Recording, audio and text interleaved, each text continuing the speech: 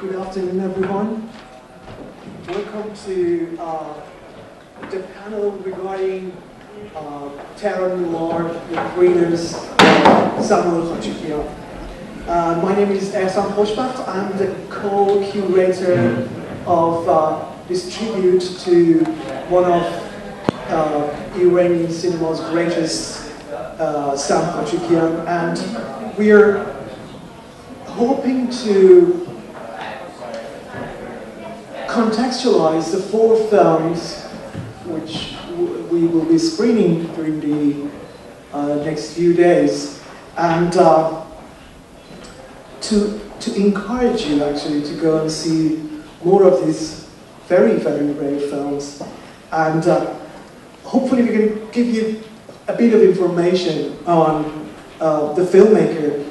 If it was a panel about Fellini, it would have been very easy. Everybody knows about Fellini, and you pick a specific angle and you talk about it. But here it's going to be lots of ABC, for which I should apologize in advance. But I think a bit of information, the basic information on Khachikian and Iranian cinema of the 50s and 60s and genre films is absolutely essential in order to give a better understanding of how and why these films were made and how they were received. Please allow me to introduce the guests. We have a very, very interesting bunch of Iranians here. From my left, Mania Gregorian.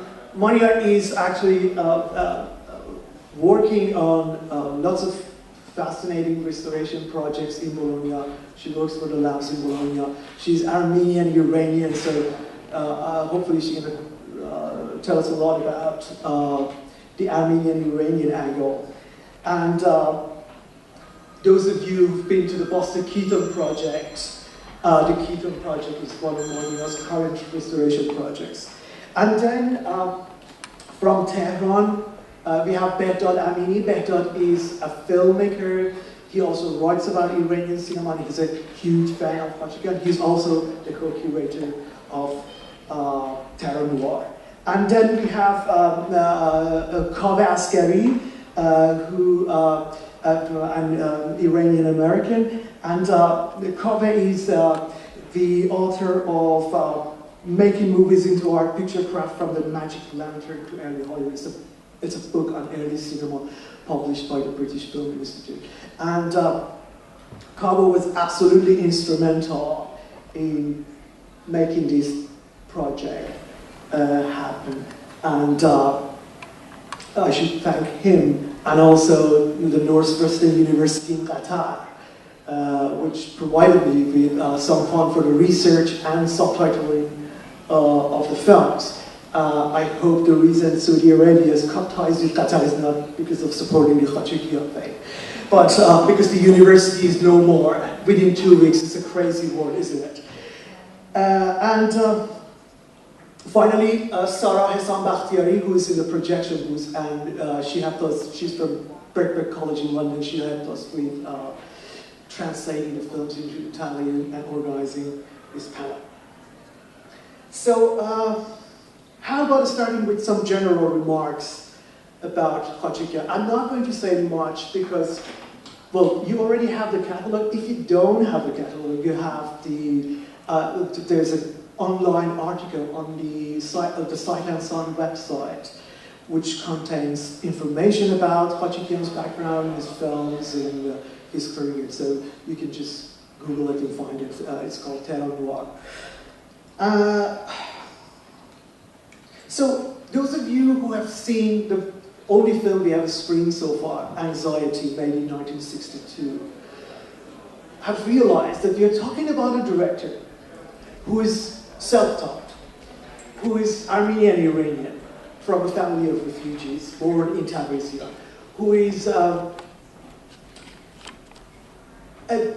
genius in creating something interesting in almost every single shot, introducing something new in almost every single shot. And because of that, his films always convey this deep passion for cinema because he's a man who's thinking cinema all the time.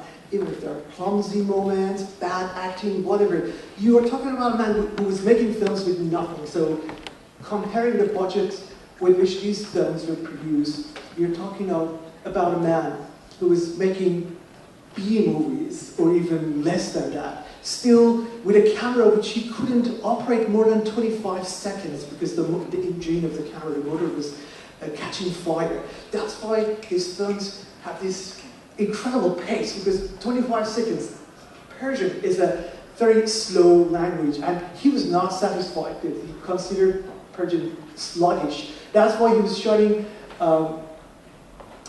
some of the dialogue scenes at 22 frames per second. So give them a better pace. He was obsessed with the pace because he also liked music and he knew music, and he loved genre films. He was dubbed as Iranian Hitchcock. He hated it, understandably so, because, well, there are more similarities between him and some German directors that he admired than Hitchcock. And I think that comparison eventually didn't do him much good.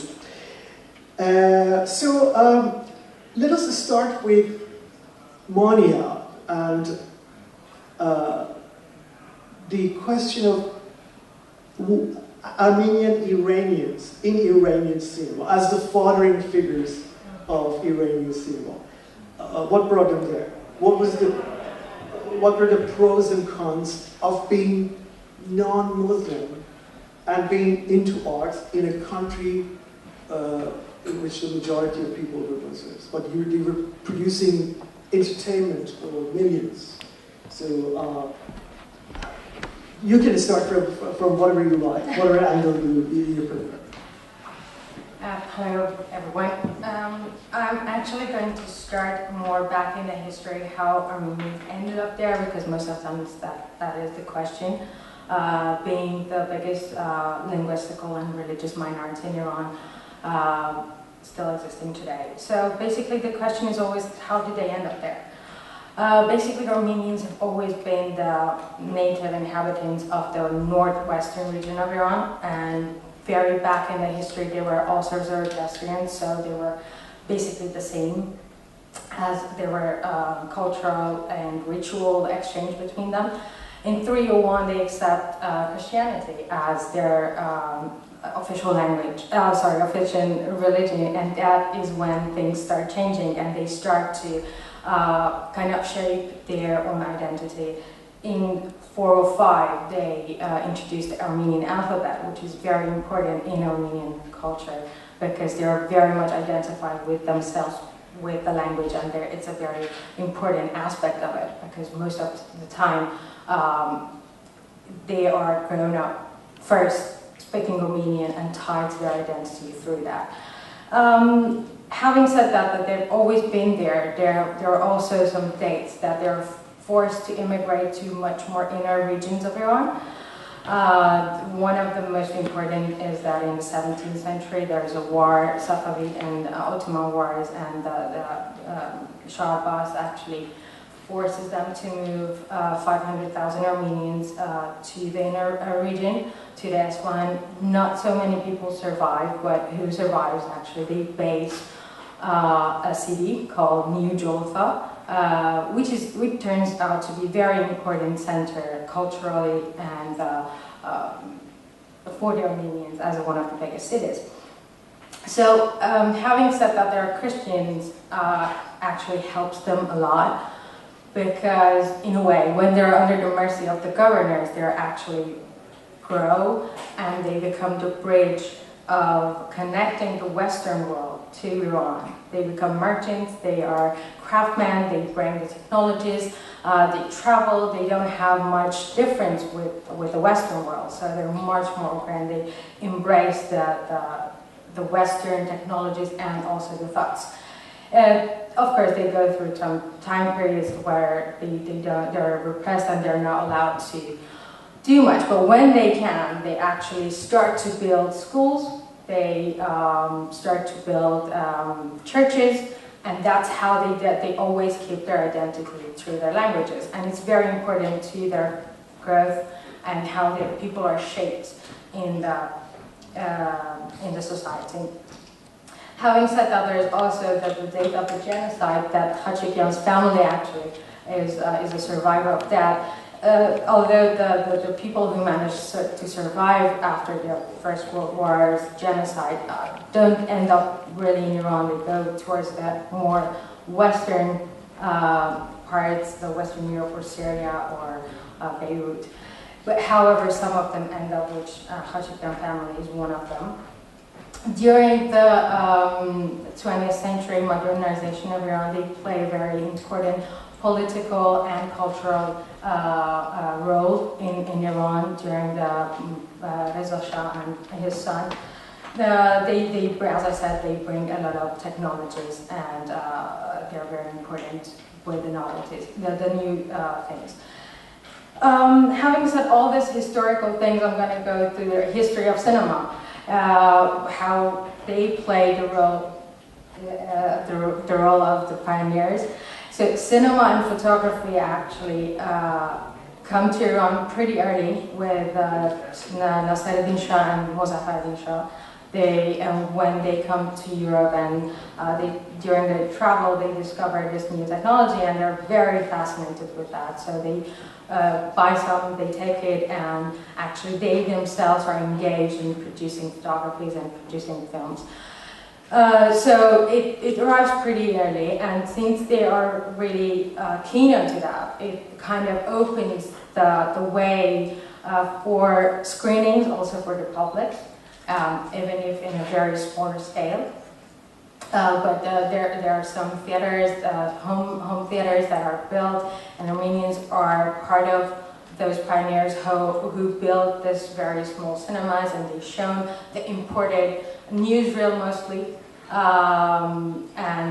so it's spread that way. We arrived to like the Second World War. The production of cinemas kind of comes to a halt. Nothing is really produced, and so everything is kind of. Sorry, I'm just going to go back. I missed the point. So cinema stays in that primitive state, I would say, till 1925, 1930. There's not much production, it's mostly documentaries. There is an Iranian figure called Ovanes Oganyan, which actually happens to really change the scene to that. He was born in Iran, he moves around, he goes to Russia, he studies there, and in 1925 he comes back to Iran with his daughter. Till that point, we don't have any cinema industry, and he realizes that there is a need to produce films actually. So in order to do that, he founds a school. He calls it Cinema Artistic School, and he starts to train people. He starts to train actors. He starts to train cinematographers, who are going to help him to produce the first movie, the first feature-length movie, in 1930, which is called Abi and Rabi, which was lost unfortunately in a fire. Then he goes on to produce the second movie, which is still existing today, and I really hope that one day we are going to screen it here. Hope that. So he plays this very, very important role of industrializing. Sorry, my English is not helping me. With introducing the cinema as an industry. From that on, people of course go on and develop the sound movies and their import equipment and films start to produce. We come to the Second World War, we don't have much production. Then we get to like in 40s and 50s, which they start to found new production houses.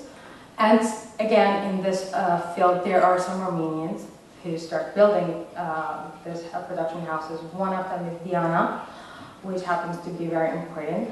The founder of Diana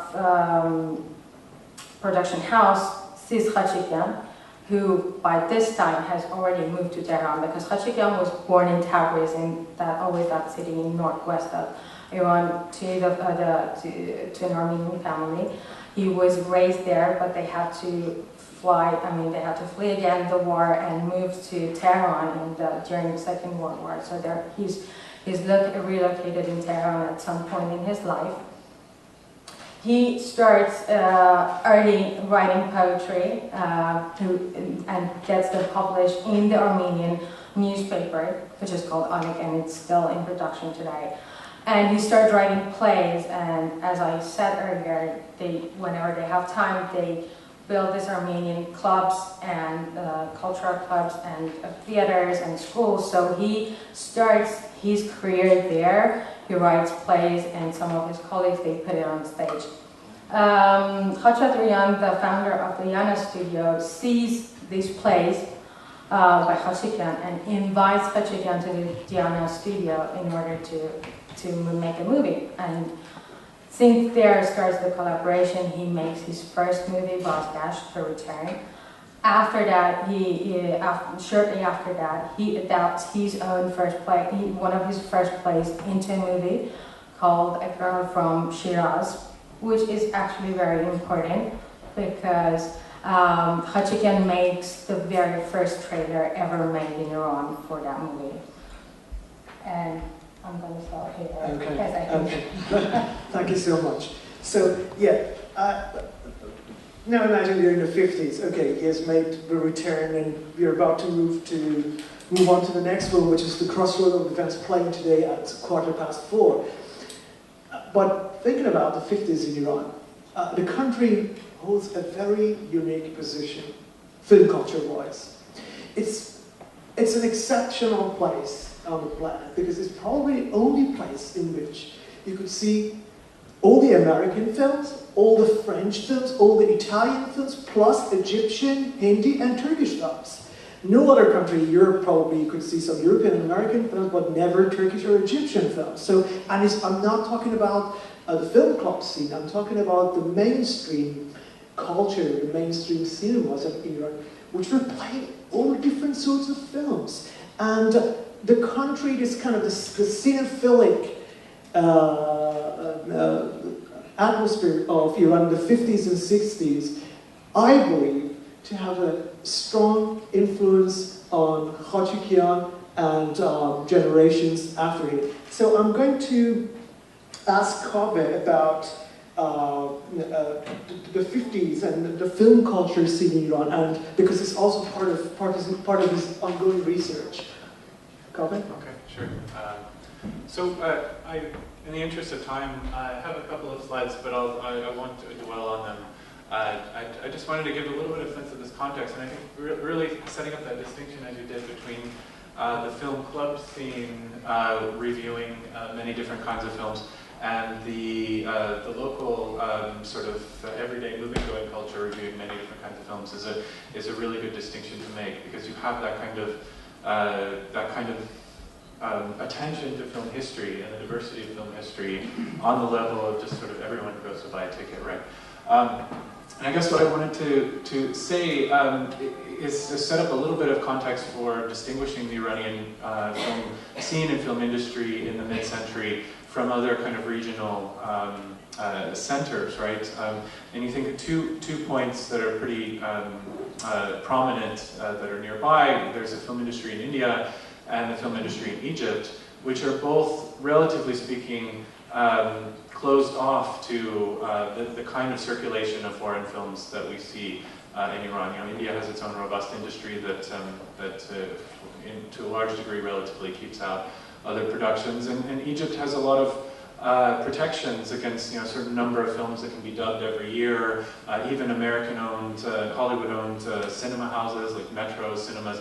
There were huge points of contention where they sort of wrestled with regulations of having to show a certain number of local productions in addition to the productions that they're getting from their main distributors at home.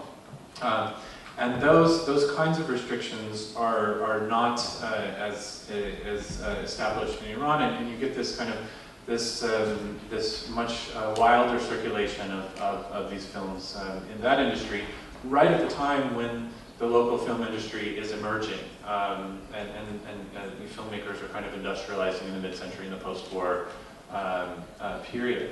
And I guess what I wanted to say about it is that, you know, if you talk about influence of Hollywood or circulation of Hollywood in Iran, what is maybe another really important point of distinction here is that circulation, that sort of intense circulation of Hollywood films in Iran in the middle of the century does not come along with a increased level of sort of surveillance or oversight by these distributors, right?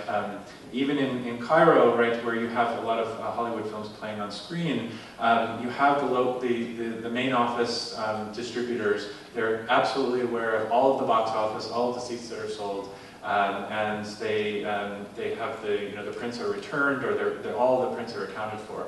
By the time these prints reach Iranian screens, they are out of sight of the local, or sorry, the main office distributors. And if we could go, this is one of the main regional distributors in Baghdad. His name is Naim Izer. He was one of the main distributors in the 40s and 50s of Hollywood films into Iran. If we go a couple of slides down, I just wanted to show you one example. So these are outright sales, right? No expectation that the prints would be returned. They just sell them, outright as prints. Maybe one, two more. Yeah, is that intentional? And as far as Staircase is the first title, because that was Sam Khachikian's favorite film. Yeah. I included, I included that. Right, in Notorious. Right, we talked about Hitchcock. Sorry, these kids all start working. But I wanted to show you just an example of the kind of invisibility that we get in this film scene, right? You have the regional rights in the entire Middle East for all of David Selznick's films in 1952. The entire back catalog sold to a regional distributor in Cairo named George Mansour. He immediately starts complaining to the Selznick main office that these films are screening in Iran and they're unlicensed copies and they're eating into his profit margin. And so they launched this investigation and they try to track the prints, right? So here we have the regional distributor in Baghdad saying Spellbound destroyed in 1945 according to instructions, and they send this affidavit that the print had been destroyed. If you could go maybe one slide further, you see, in fact, that regional distributor kept a record of every seat sold in 1949, and he knew very well that the print wasn't destroyed, right? And this is just one example. I mean, I have hundreds of these, right? But it gives you a sense of, okay, so we have this copy of Spellbound, it's circulating in Iran, and this is the point where the main office loses contact with it, right? And so you have this very robust film culture. The film-going population in Iran was many times out of Iraq at this time, and this is the Kingazi returns here, right? So completely invisible, but also ubiquitous. And what I think one of the consequences of that, or one of the results of that, is that you have a great degree of freedom with this material. And this material, this Hollywood material, pops up in a number of different configurations in the industry as filmmakers, dubbers, studios start to industrialize in Iran in the middle of the century. And Khachikian is a director, you talked about him being self-taught, right? And he's self-taught in this context, right? In this context of this kind of robust circulation where you can take pieces of soundtracks and reassemble them, you can take genres and reassemble them, you can remake entire films like Gilda, remade into Midnight Cry,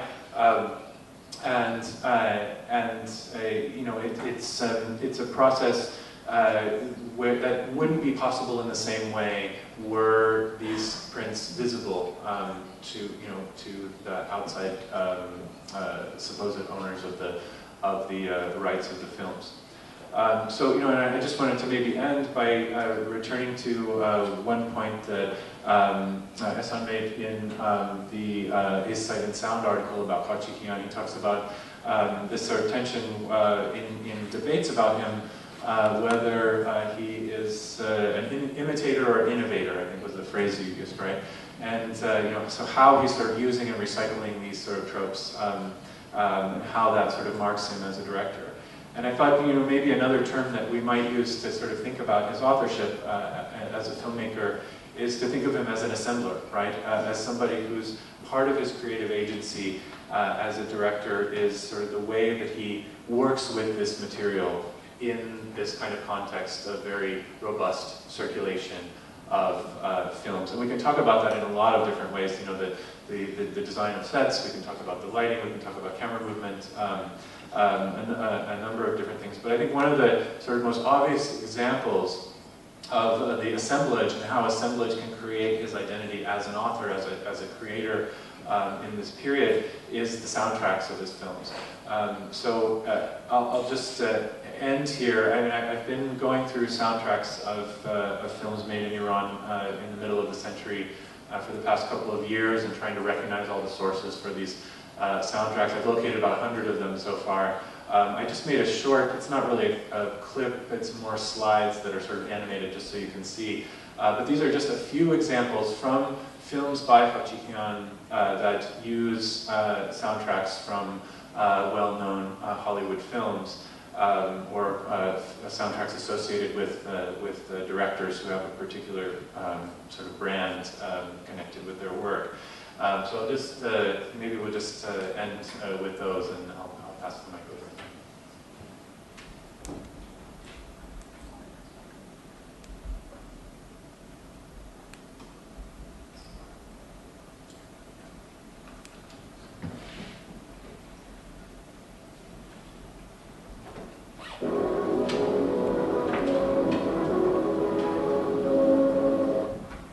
So that's Spellbound.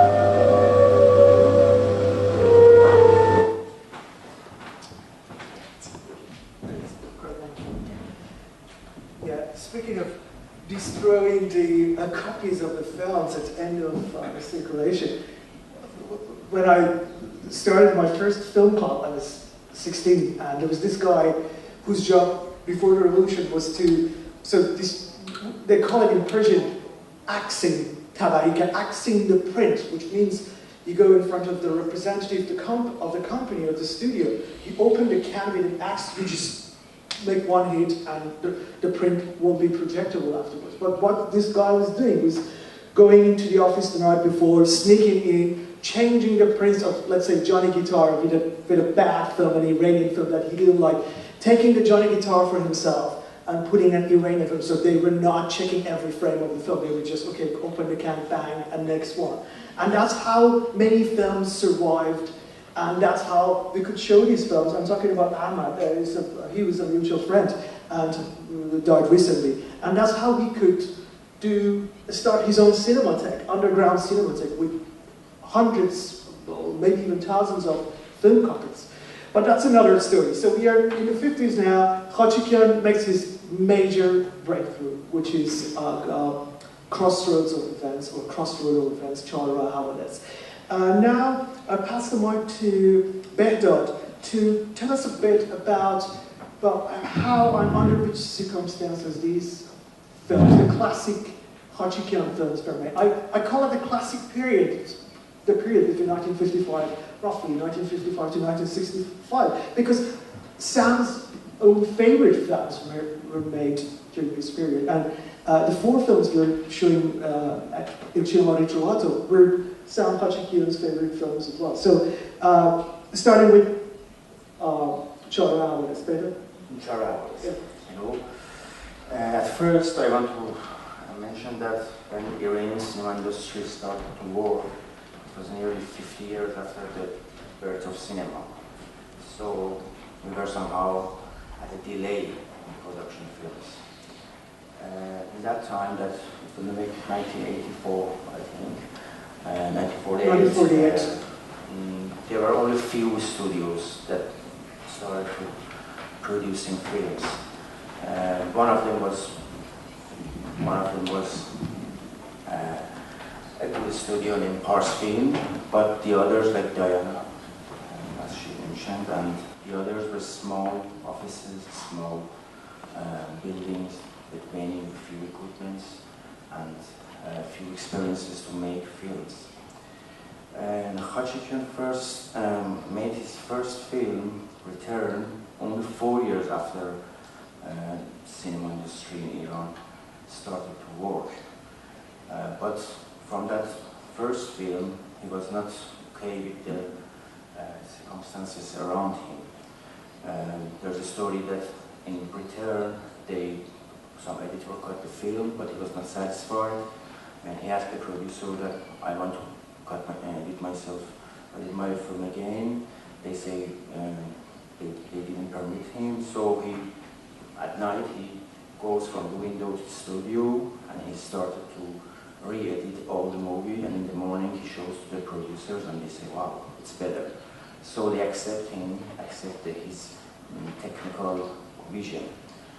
As Ehsan said before, for his second film, Girl from Shiraz, he made first trailer for an Iranian film, and in his fourth film, Crossroad of Events, which you can see this afternoon, he finally started to find his own style in storytelling, in photography, in editing, and everything. Crossroad of Events was a huge success. They give him the best prize for directing that year in some. The first Iranian film. The first Iranian somehow. And so he was somehow excited to do more, and he was very ambitious. Like in those years, cinema industry was very primitive in Iran. Equipment were old, or they were primitive. They had made splicers out of wood, handmade, something like that. The cameras were not good. The negatives were old. But in that circumstance, he wanted more. He wanted to do something really impressive. He was very fond of American movies, European movies, and he thought that big screen of cinema is for big stories, as he says. And he was not satisfied with that kind of movies that they were making those days. He wanted more. So he started to experience everything, in lighting, in cinematography, editing, decoration of the sets and costumes. He gathered many talented colleagues from the Armenian theatrical industry and other places, like poets, story writers, to help him. At first, everyone was saying, what is he doing? You're making a film, some people go and buy a ticket, and that's all. And they can't accept him, his ambitions. But he was very jealous to do that thing. And he moved on for his, I think, fifth film, A Night in Hell, you can call it. He made some strange structure for his movie. It's some kind of variety. It's comedy, it's fantasy, it's like melodrama. And he followed this style in his next film, The Storm in Our City, which is one of his best works, and it was a huge success. When it was shown, it was a screening in Tehran, the streets were closed for that. Yeah, you can see a picture of that on that Sight and Sound article, yeah. A beautiful picture. And after The Storm in Our City, the producers started believing him and gave him more freedom to do his work.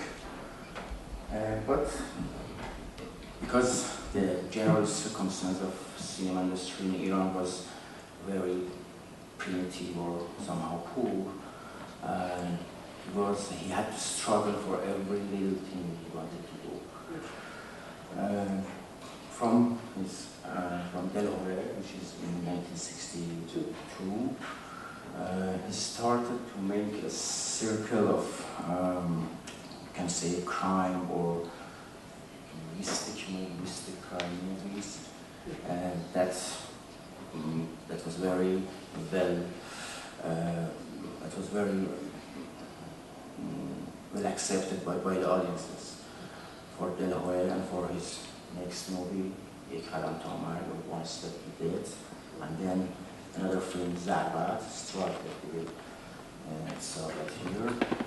Again, the streets were packed with people,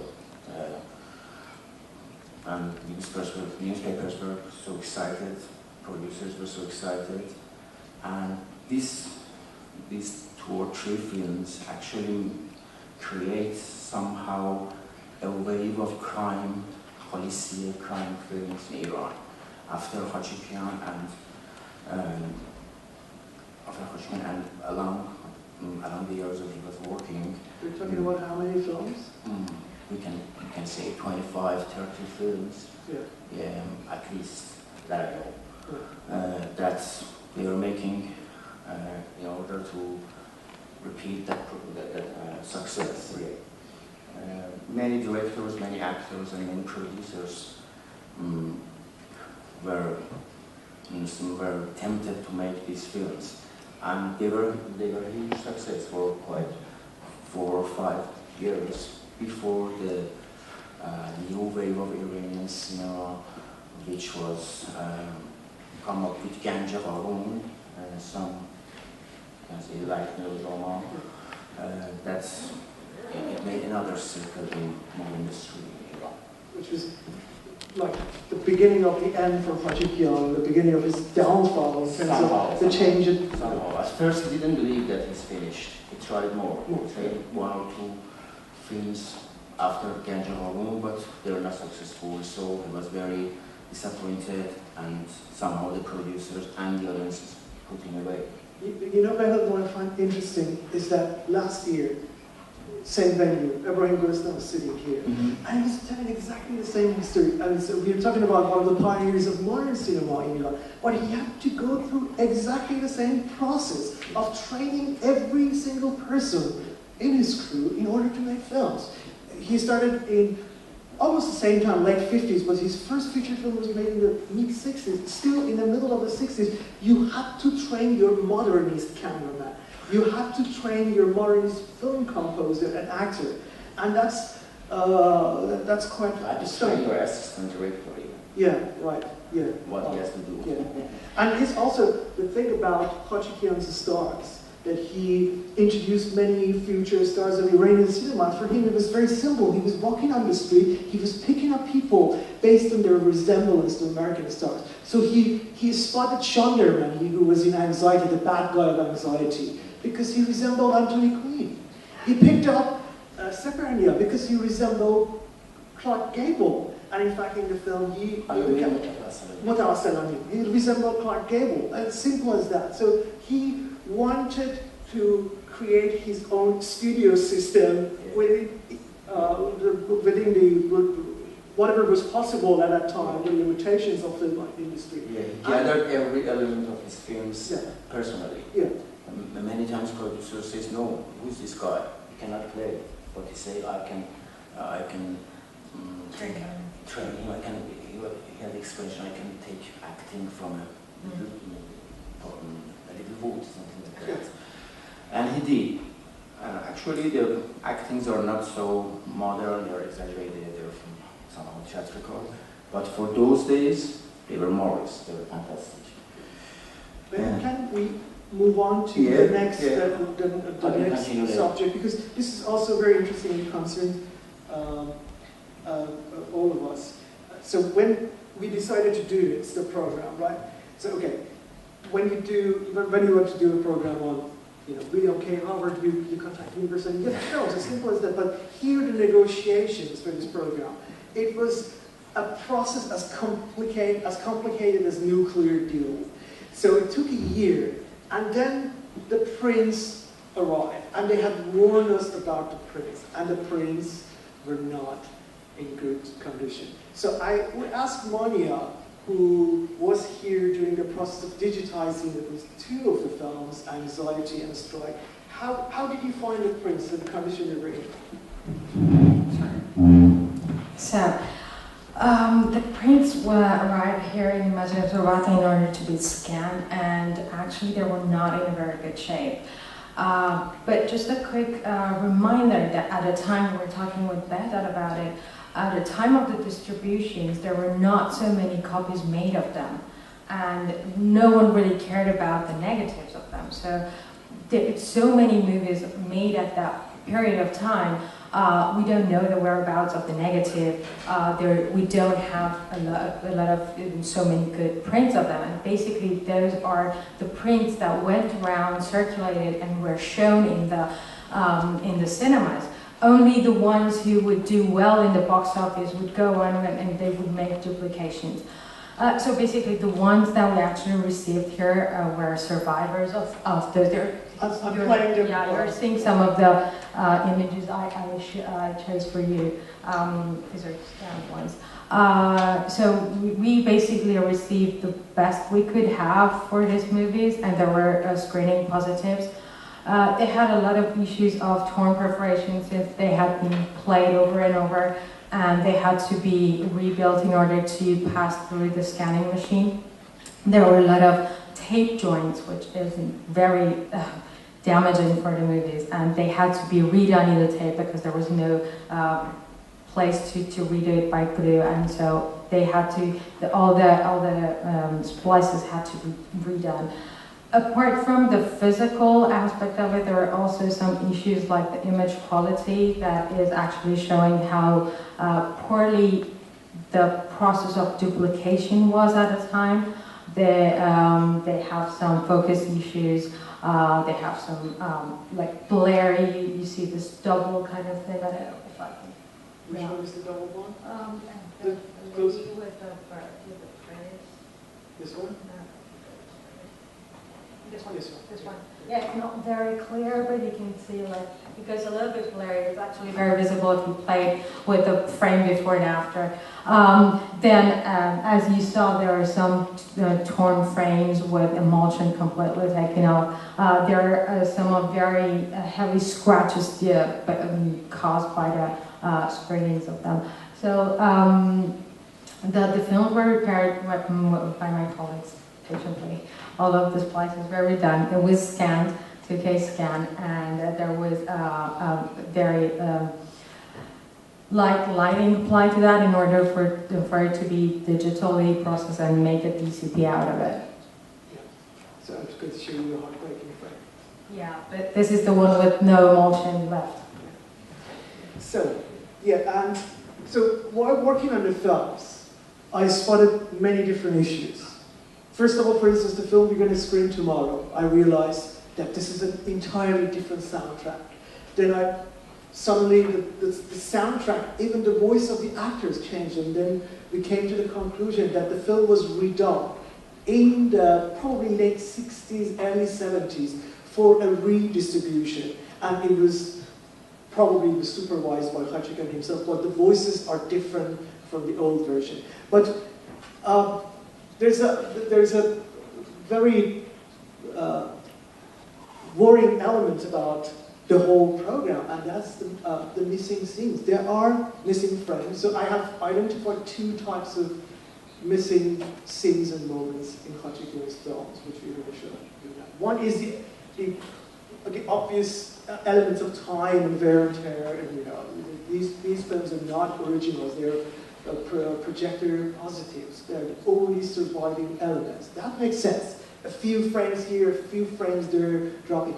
But then I have also realized that these films are systematically missing crucial scenes. By systematic, well, no kissing. There must be a kiss somewhere. There's no kissing, and I can't believe it. And there are a number of dance scenes. Well, let me put it this way. I have to be very tactful about it, okay? Because we don't want to offend anyone. We want to stay in good relationship with all film archives in the world. They say we have sent you the complete version, and yeah, the best they could for. I totally understand it, but someone, somehow, at some point, from 1979 up to now, has tampered with these films. I can show you a couple of examples. I can show you two clips. One, which is the natural wear and tear element, because there's nothing in the scene that they cut out. And the other one is a slightly different. So, Sarah, can we play the first Denver clip? This is from, yeah, so anxiety, this is what we have scanned in Bologna.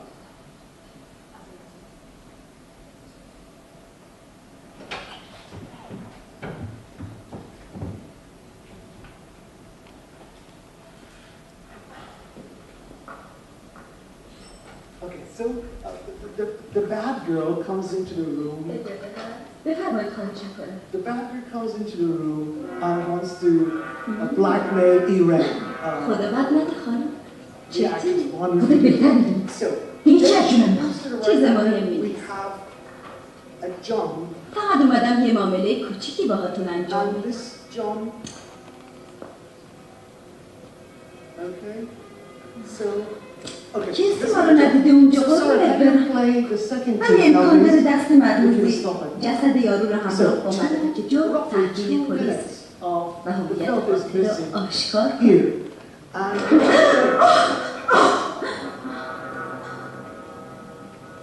And the 2 minutes, the missing 2 minutes, contain lots of very crucial information because she's blackmailing and she's listing the items she possessed in order to blackmail Irene. So now, watch the clip, and the quality is terrible, of course.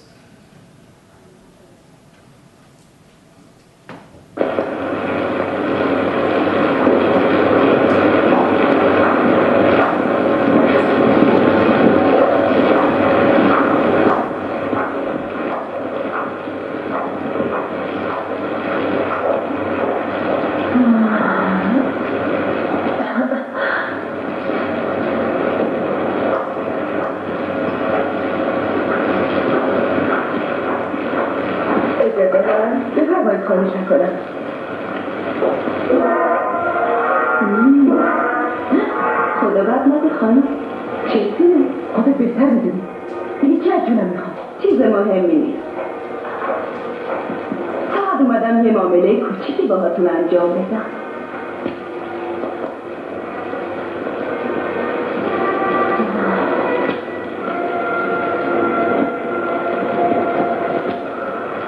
شما یه نفر رو کشتید. ما مدارکی داریم که ثابت میکنه قاتل سرکار هست.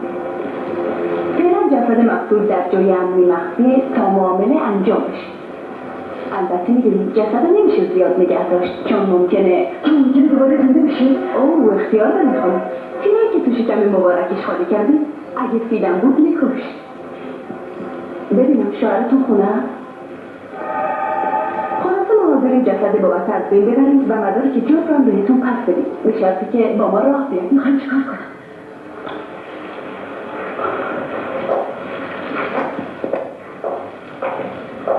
شما برگه مهم پیش ما داریم که هر کدومش به تنهایی میتونه محکومتون بکنه. هر یک از این برگه ها رو حاضریم در مقابل 100,000 تومان بهتون پس بدیم. البته برای زنی مثل شما کموشی کشته و ما صاحب میلیون ها ثروت شده 300,000 تومان چند درخواست پولی نیست خانم روشنک. منم اون نکشتم. چرا داد میزنی قربونت برم؟ 300,000 که این حرفا رو نداره نیست. Okay, thank you. So, there's nothing, I mean, there's no reason for this scene to be be cut out. So I guess the scene is lost. But the second one is a bit suspicious. Look at a scene from Anxiety, What We Have Scanned. Can you play the first strike, Zaba, to play, please?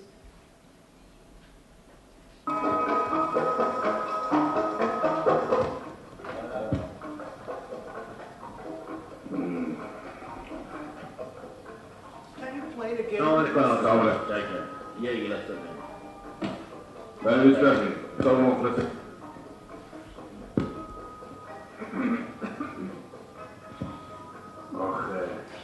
Yeah.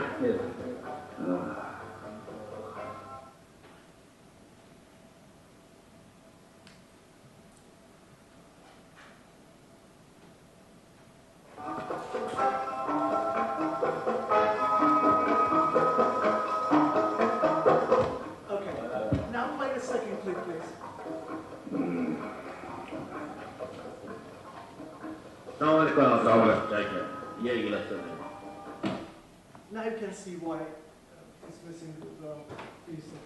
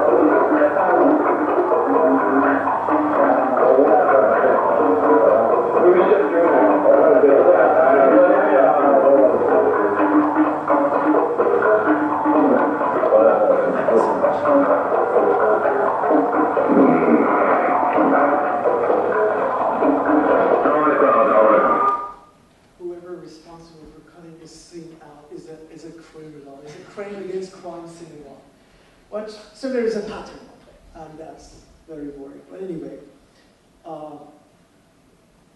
we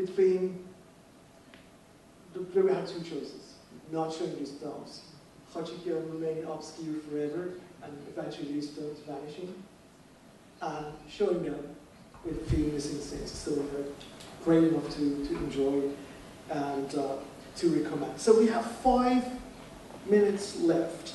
Kave, would you? I don't know what we can say in 5 minutes, but I think I'll leave it to you to wrap this thing up about Khachikian. Any way you can encourage people to go and see the films that seem enjoyable? I'm not sure I know what to say other than I hope that all this provides some context for that. Does anybody else want to say? Well, let me rephrase my question. Why were you interested in Khachikian when we started this discussion a year ago? Why Khachikian? Right. I think seeing. I mean, this program I think provides a context for Iranian cinema that isn't in existence on the festival circuit. And I think looking at these films, I mean, you're seeing the films of a particular director, which is important, a hugely influential director, a director who had as many of his assistants, people who would go on to make foundational films of the later generation, the new wave. But you're also seeing a window into an industry in the middle of the century that is not as familiar, I think, on this kind of festival circuit. And I think a lot of what oftentimes these festival programs you have to be careful of is taking a program of films and sort of extracting them from the context and saying, okay, these are the cut flowers that are not representative of an incoherent industry, but they're sort of special examples, and let's take them and put them in a bouquet with other cut flowers. And I think, it's important to kind of push back on that and say, well, these shouldn't be seen extracted from that context, but should provide us some sort of access to the context that maybe was invisible or was difficult to see before. So hopefully, when you see these, you see them not as necessarily, as the work of a particular director, a brilliant director, but also as a way to sort of rethink what was happening in Iranian cinema in the 1950s, if you had any idea of what was happening in Iranian cinema in the 1950s. So I guess that's what I'm. So the time of this panel was limited, but we will be around if you wanted an informal discussion, and you can come to the films. We're always available, and we'd love to talk about Khachikian cinema. We have a small surprise for you as the finale of the panel, and this is a minute footage from an unfinished documentary about Khachikian, which features an interview with the maestro, of course, in probably from early 90s, probably 1992. It's a documentary which was meant to be directed by Ali Jakai. And it's interesting, I'm showing it so you can see the man, that's the reason. Otherwise, it kind of reminds me about the stereotypes with which people approach Khachikian. It's extremely typical, and the question is extremely, extremely typical. And the whole scene is like a moment from this documentary, French television documentary made in the early 60s from the series Cinéaste Mortant about the interview with Alfred Hitchcock. So there's no imagination here, but at least you can see Samuel Khachikian in action. So thank you so much, and enjoy this clip. Sarah?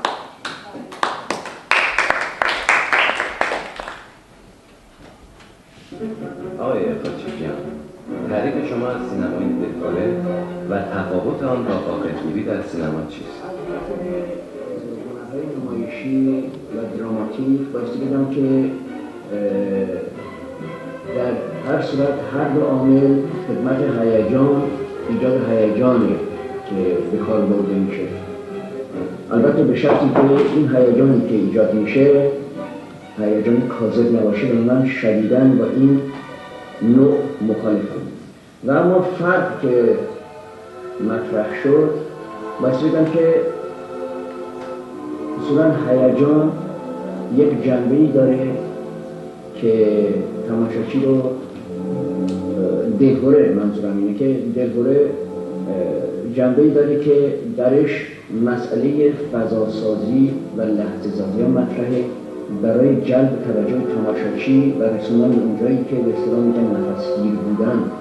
ولی غافلگیری یک جنبه بیشتر پیشبینی نشده و غیر مترقبه داره که ایجاد ترس میکنه، ولی با این یکی مورد من زیاد موافق نیستم و در فیلم‌های من خیلی کم استفاده کردم، ولی ایجاد دلهوره بیشتر به من نزدیکه و من اتفاقا میتونم بگم که برای این مدیون تماشاچی خودم هستم. همیشه فیلمایی که ساختم تو این مایه ها، تو این روال، شب اول همیشه من See you later at the screening of the Crossroads.